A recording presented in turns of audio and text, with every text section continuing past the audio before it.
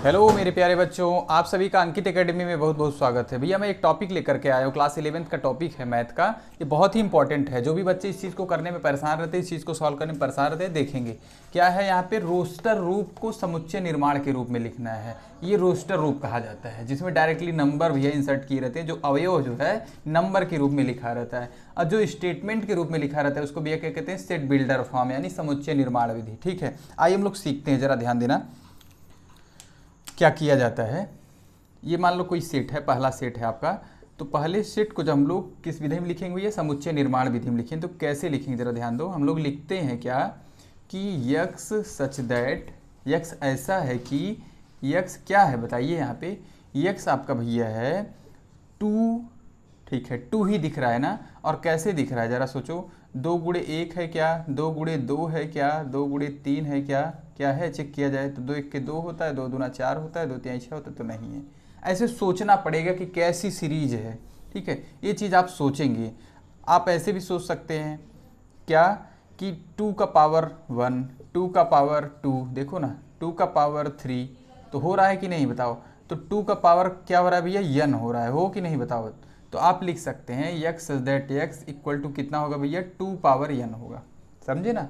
जो यहाँ पे बार बार एलिमेंट आएगा वो 2 के पावर n के हिसाब से आएगा। पहले पे तो यहाँ n हो जाएगा, 2 आ जाएगा, दूसरे पे 2 तो 4, तीसरे पे 3 तो 8, ऐसे ऐसे जाना है। ठीक है, और इसके बाद एक चीज़ यहाँ पे इनफाइनाइट तक नहीं जाएगा, क्या करेगा यहाँ पे बाउंड है ना। इसके बाद डॉट डॉट जैसा नहीं लगा है तो कैसे होगा। इसके बाद इसको आपको लिखना होगा, क्या लिखना होगा भैया कि जो आपका यक्स है वो क्या है, ध्यान देना, वो 1 के बराबर भी है, बड़ा भी है 1 से और बराबर भी, दोनों लेना है। क्योंकि देखो ना 2 पावर 1 भी लिए हम लोग, तो इसलिए मैं 1 की तरफ बराबर भी लगा दिया हूँ। और क्या सीखेंगे भैया हम लोग यहाँ पे, क्या लिखेंगे 5 भी लेना है, मतलब 2 घाते 5 भी लेना है। इतनी चीज़ों को आप लिखेंगे तो इसको क्या कहा जाएगा भैया, सेट बिल्डर फॉर्म है। आई बात समझ में। ये इंटरवल वाला लिखाना भी मैंने सिखाया भी, एक वीडियो पढ़ चुका है।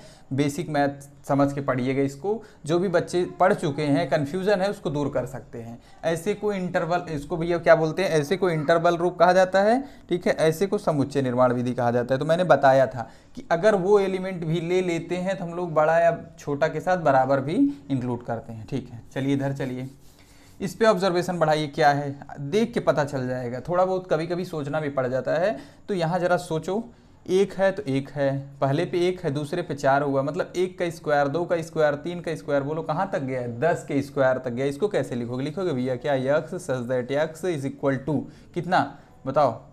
यहाँ हम लोग अगर क्या करें भैया, 1 ले, 1 का पावर 2, 2 ले तो 2 का पावर 2 ले, मतलब क्या हो जाएगा हमारा, n स्क्वायर हो जाएगा। क्या हो जाएगा, n स्क्वायर। n आप कुछ भी रखिए, अलग अलग नंबर मिलेगा। 1 रखे तो 1 का स्क्वायर, 2 रखे तो 2 का स्क्वायर, 3 रखे तो 3 का स्क्वायर, ऐसे एक सीक्वेंस बन जाएगा।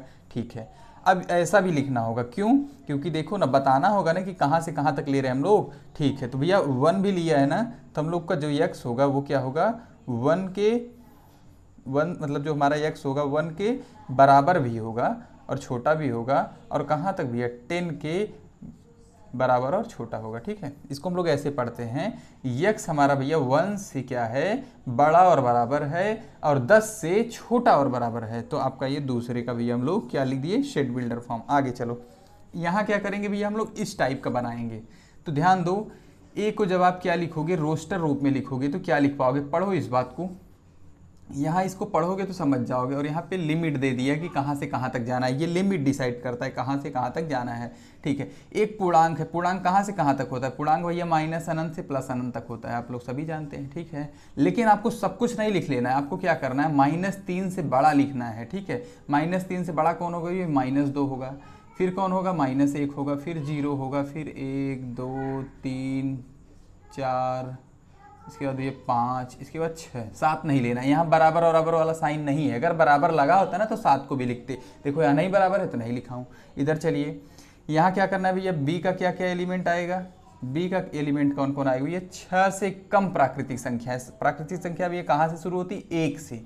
1 लिख दो, 2 लिख दो, 3 लिख दो, 4 लिख दो, 5 लिख दो, 6 नहीं लिखोगे क्योंकि 6 से कम कहा है। इस तरीके से भी आपका ये टॉपिक कंप्लीट हो गया है। अगले वीडियो में मैं इसी से रिलेटेड आपके क्लास 11-12 का जो भी टॉपिक वाइज चीज़ है उसको मैं कवर कर रहा हूँ, साथ के साथ आपका चैप्टर वाइज भी कवर कर रहा हूँ। ठीक है, तो टॉपिक वाइज चीज़ें क्या होती हैं, सिर्फ इतने पे बात करना रहेगा ना तो टाइम भी रहता है, अच्छे से समझ भी सकते हैं। टॉपिक वाइज होने का यही फायदा है, टॉपिक वाइज चीज़ों को समझना चाहिए। जब टॉपिक क्लियर हो जाता है ना तो एक्सरसाइज आप खुद सॉल्व कर लेंगे बेटा। ठीक है, मिलते हैं अगले बेस्ट कॉन्सेप्ट के साथ। धन्यवाद।